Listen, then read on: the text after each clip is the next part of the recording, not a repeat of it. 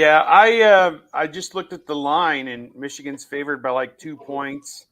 So it is, virtually a pick 'em type game. They're playing in the Rose Bowl in Pasadena, and I don't know that favors anybody with both schools so far from there.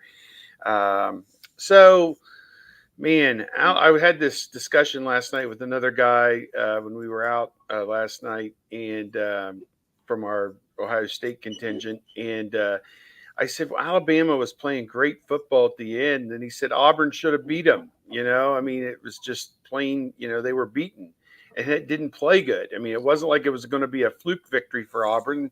Auburn outplayed them, 6 ways from Tuesday. But take that one game out, and Alabama, basically since Texas, was awesome. I thought, well, they picked it up about 3 weeks after Texas. So they started really rolling and were very impressive, I thought, every game except Auburn. Michigan, it's kind of like you watch them and you don't get overwhelmed by how great they are. You kind of look at it and see how bad the teams are that they played. I mean, that's kind of been the consistent theme with them, and they finally proved it with the win over Ohio State. So I don't know. I haven't looked at it enough to make a pick on that game. And honestly, I think I'm just looking forward to January 1st and sitting down in front of the TV with my pork and my sauerkraut and figuring out, what's going to happen, because it could go either way. It could be a case where you get into the game and Milroe maybe turns it over, or, Michigan's just so solid. It just seems like to me that they're going to be a hard team to beat. And I don't know. Auburn gave you a blueprint, what to do, but I don't know. It's going to be to beat Alabama. So it's going to be a great game. I don't have a feel. I guess if you made me pick somebody, I'd pick Michigan, but like, a 3-point win or something stupid. But heck, I don't know. I'm interested to hear what you guys think. What Alabama does well is perfectly suited to defeat Michigan.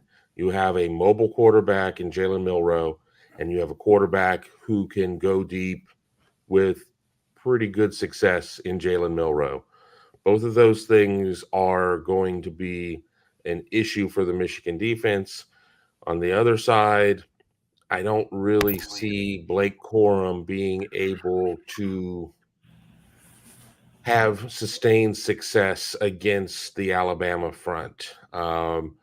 When the game was announced and the line came out, I emptied all of my online wagering sites and put everything that I had in there on Alabama money line. That is how I feel about this one. This doesn't mean that I'm saying Alabama is going to win the game by 14 points or 21 points or anything like that. Alabama knows how to win these games.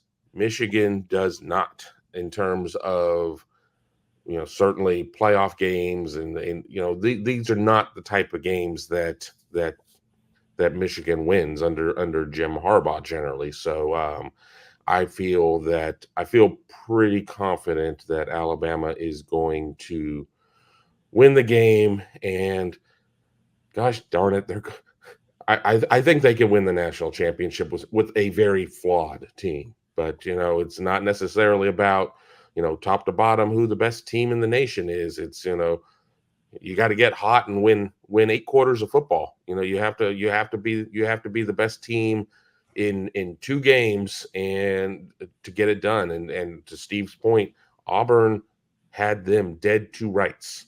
I was in the car with Tony and Tom, and we were listening to it on Sirius XM, but the issue is we were listening through a phone app, and it was greatly delayed because of the lag and everything else. And we also had phone apps going, not whoever was driving. We were but suddenly I looked at my phone and I was like, holy hell, how did this just happen? And like 2 minutes later, we heard about them getting the long touchdown at the end of the game. But I have Alabama beating Michigan, and I'm not even slightly concerned about that pick. Michigan, I think, maybe can score maybe 17 on offense, so they're going to need a defensive score in there, I think. So even I see somebody, I think Michael, saying if you stop Milroe, then Alabama has no chance.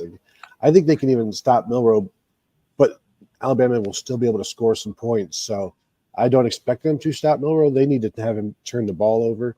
This, to me, feels like just about every other Nick Saban national championship season, like 2009 against Texas. They knock out Colt McCoy, and that ends up getting them to they win that game, even though the backup comes in and nearly beats them.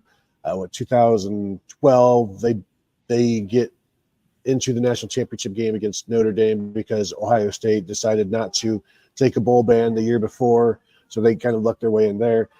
2013, getting a second opportunity to beat LSU. This time they'll have a second opportunity, perhaps to beat Texas. So there's a lot of Nick Saban gets a lot of breaks in most of his national championship seasons, and this might be another one where you get a rematch against somebody that already beat you. Hunter Henry throws the ball over his head, falling out of bounds on a 4th and 29 at Arkansas. It's not even an Alabama game, but that ushers Alabama into the SEC championship game in 15. Here's 2 or 3 things I can't get past. One of them's historic, and I'm not even going to jump on Jim Harbaugh for his postseason record in college. He prepared teams that played in NFC championship games and won playoff games in the NFL and got within 1 score of a Super Bowl championship. So I'm not even going to pick on Jim Harbaugh preparing teams for postseason games in college, but I'm going to accentuate that to beat Nick Saban, you have to be special. Everyone, otherwise he just cleans up on everyone. You've got to be Trevor Lawrence in Clemson. You've got to be Deshaun Watson in Clemson. You've got to be the 2014 Buckeyes that had NFL stars all over the field. You've got to be special. Otherwise, you've got to be 2021 Georgia with the best defense we've seen in 25 years. Those are the only teams that have ever beaten him. Otherwise, he's got some ridiculous postseason record. Those are the only games he loses. And I don't know that Michigan's that. What is special about Michigan's offense? Yeah. And I can't get past the talent portion of it, that you have to be top 2 or 3 in the country to win a national championship in talent. And the only teams that have bucked that trend are still top 10. Again, they had a generational quarterback, Deshaun Watson, Trevor Lawrence. They were still like 6th or 7th in talent. Michigan's 14th in talent, if you believe in the talent rankings. And then the other thing I can't get past is that Jalen Milroe's just a different dude, and Michigan hasn't seen him. J.J. McCarthy's really good, but Alabama's seen Jaden Daniels, K.J. Jefferson, very similar quarterbacks. This guy's, I don't know, Michigan's seen Alex Orji in practice. I guess maybe that helps.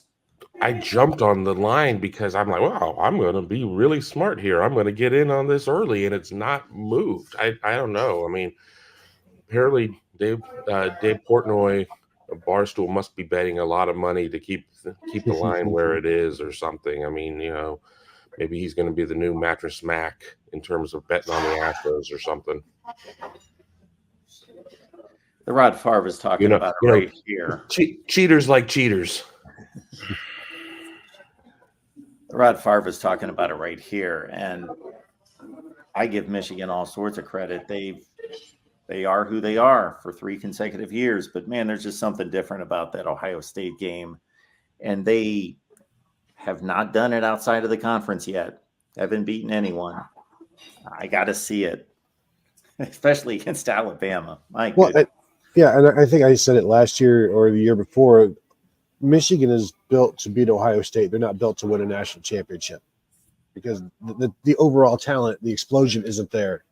And you've got to do it twice if you want to win it.